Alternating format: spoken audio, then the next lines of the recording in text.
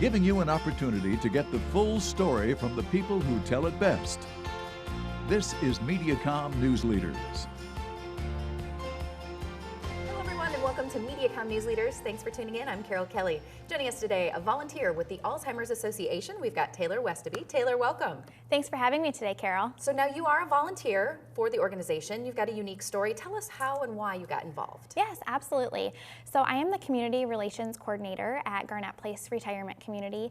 And a unique thing about my job is that they really want me involved in the community. And that's something I'm very passionate about, is volunteering and helping others. And at Garnett Place, we see firsthand the effects of Alzheimer's not only on our residents, but on their families. And so what better way to be involved in the community than with the Alzheimer's Association? So you're also part of the planning committee. Tell us a little bit about some of your duties and things that you do. Yes, absolutely. So this year is kind of a little bit different than last year because we can kind of change our roles. And so that since this is my second year, I know what I'm doing a little bit better. So last year I kind of jumped in right away. I had tables at the Newville Market trying to get people to sign up for the walk. We were in parade, so I handed out dum-dum suckers in the parade, so I kind of got to do a little bit of everything. I arranged mascots to be at the walk last year as well. So whatever you want to do, however you want to volunteer, is what you can do with the Alzheimer's. We have a meeting once a month, and we talk about the planning and the progression of the walk, which is on September 28th.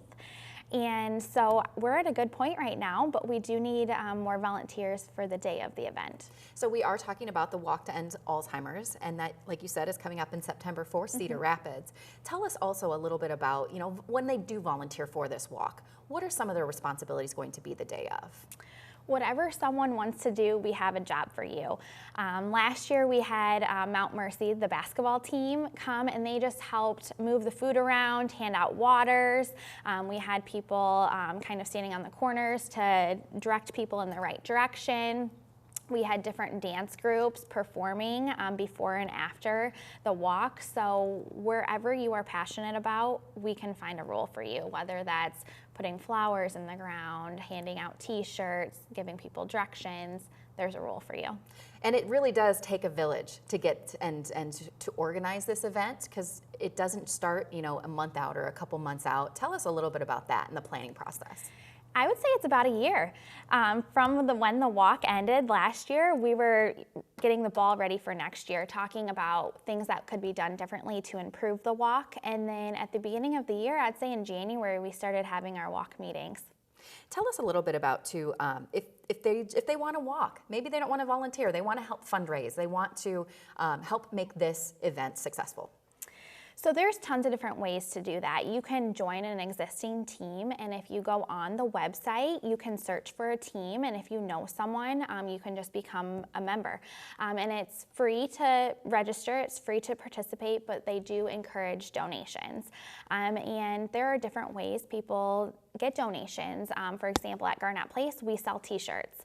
We also have a silent auction, auctioning off a quilt that our residents make. So that's what we do. Some people sell wristbands or water bottles. I know some places sell flowers that they hang on their wall. For example, at Tyson's, it's $1, and that's just the way they fundraise. There's another woman in our organization. She has a Bikes Behind Brains, and so she fundraises doing a bike ride. Amazing. Well, we've got to talk about the day of the event again, the Walk to End Alzheimer's. Tell us about the details and where somebody could learn a little bit more. Absolutely. So it is September 28th at McGrath Amphitheater, and the walk starts at 8 a.m. And you can go on the website, alz.org/walk, or you could also call the helpline. And again, big need for volunteers. Again, where someone could go to if they wanted to volunteer their time. You can reach out to the Alzheimer's Association in Cedar Rapids directly, and they will connect you with the right person. Thank you so much for joining us, Taylor. We wish you the best at the walk this month. Thanks for having me. This has been Mediacom News Leaders, your opportunity to get the full story from the most reliable sources exclusively on Mediacom News Leaders.